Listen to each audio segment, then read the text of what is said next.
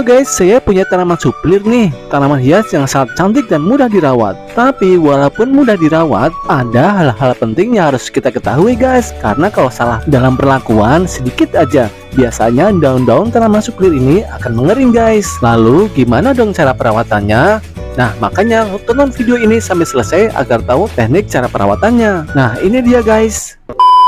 Perlu teman-teman ketahui bahwa pada saat awal pembelian tanaman suplir ini, dulu ini tanamannya usianya masih kecil ya. Batang tanamannya masih pendek dan cukup subur waktu di tukang tanamannya. Lalu saya belilah tanaman suplir ini, kemudian saya bawa pulang. Nah, kemudian setelah saya rawat di rumah selama kurang lebih 2 minggu, tiba-tiba daunnya pada mengering semua guys. Tapi tenang aja, setelah saya melakukan perawatan, muncullah daun-daun baru dan jadi tumbuh menjadi tanaman dewasa, menjadi subur seperti ini. Lalu waktu tanaman saya menjadi kering itu, daun-daunnya apa sih yang saya lakukan sehingga tanamannya muncul lagi daun-daun barunya seperti ini? Ternyata inilah yang saya lakukan. Jadi awal waktu perawatan, bagian cabang-cabang tanaman yang daun-daunnya pada mengering itu batangnya saya pangkas-pangkasin ya seperti ini. Jadi gundul rata, tidak ada satu batang pun yang ada daunnya. Nah loh, apakah tidak mati tanamannya? Tentu tidak. Nah ini buktinya keluar muncul batang-batang baru dan daun-daun yang baru, malah tambah semakin subur ya. Jadi teman-teman, apabila mengalami kejadian hal yang sama seperti ini, jangan panik dulu ya. 1 minggu atau 2 minggu setelah perawatan di rumah dan ternyata daun-daunnya menjadi mengering, kamu potong habis aja ya bagian batang tengahnya. Nah seperti ini contohnya. Lalu tindakan apa yang harus kita lakukan selanjutnya biar muncul daun-daun baru? Nah begini caranya. A few moments later. Nah jadi setelah kita pangkas batang tanamannya,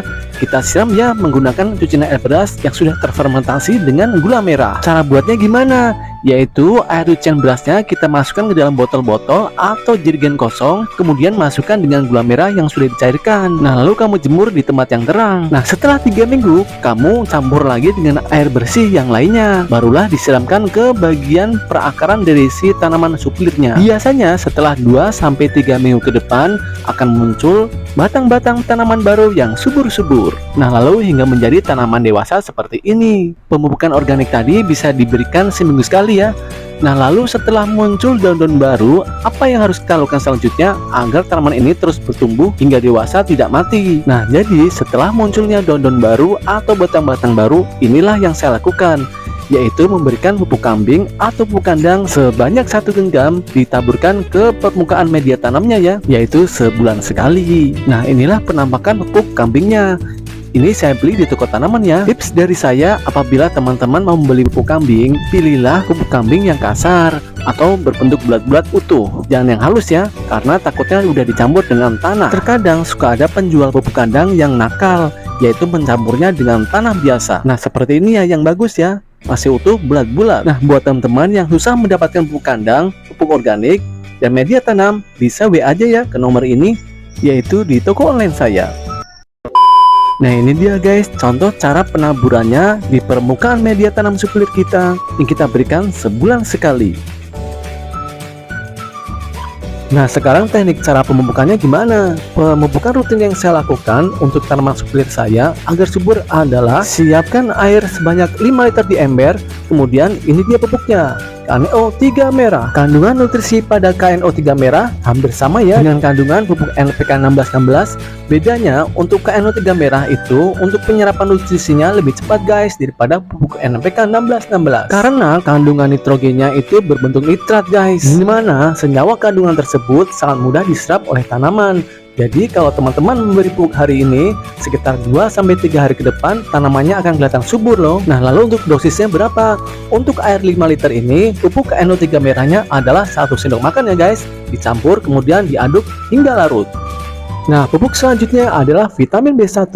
Manfaat vitamin B1 buat tanaman adalah kalau tanaman apapun diberi rutin dengan vitamin B1 ini, biasanya tanamannya akan selalu segar dan tidak mudah terserang penyakit. Nah lalu untuk dosisnya berapa?